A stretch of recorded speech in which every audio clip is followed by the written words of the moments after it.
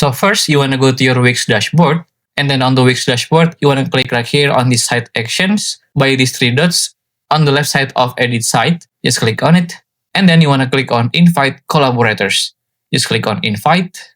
On invite site collaborators, on the email section, you can just add the email of the people that you want to choose so they can be the staff or admin from your Wix website. So just type in their email. Later, on their email, there will be an email invitation for them to collaborate on your website.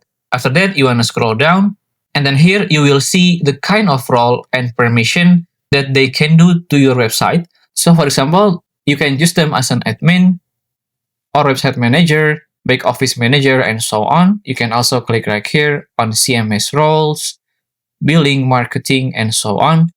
And then you can actually choose multiple roles for the same email. So for example, if you want to choose on back office manager and CMS editor at once, just click on it. And then sometimes when you click on one of the roles, it will include another role to be checkmarked. So you really want to do a double check, especially about the permission that they will have on some of the role. For example, if I click on admin, then automatically all of the permission and role will be given to them. And then again, you want to read the permission on each of the role. And then if you scroll down to the bottom, you can actually see this create custom role where you can add a new role. So if you don't feel satisfied with the role and permission template that Wix has provided, you can just click on this create custom role and then type in the role title, the description, and also the permission which will you give in to them.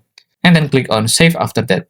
And then after you are sure about the role and permission that you will give, you want to click right here on send invite. And here you can tell Wix about your relationship with your people of choice. So in the email invitation, they can create more suitable word for you.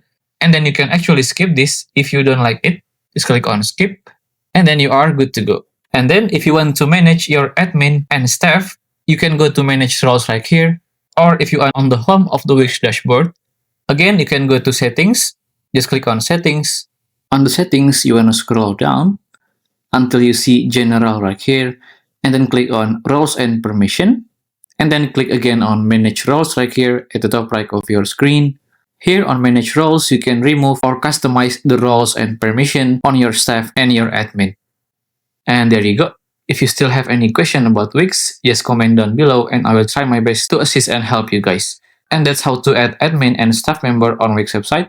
If you find this video useful, please consider like and subscribe.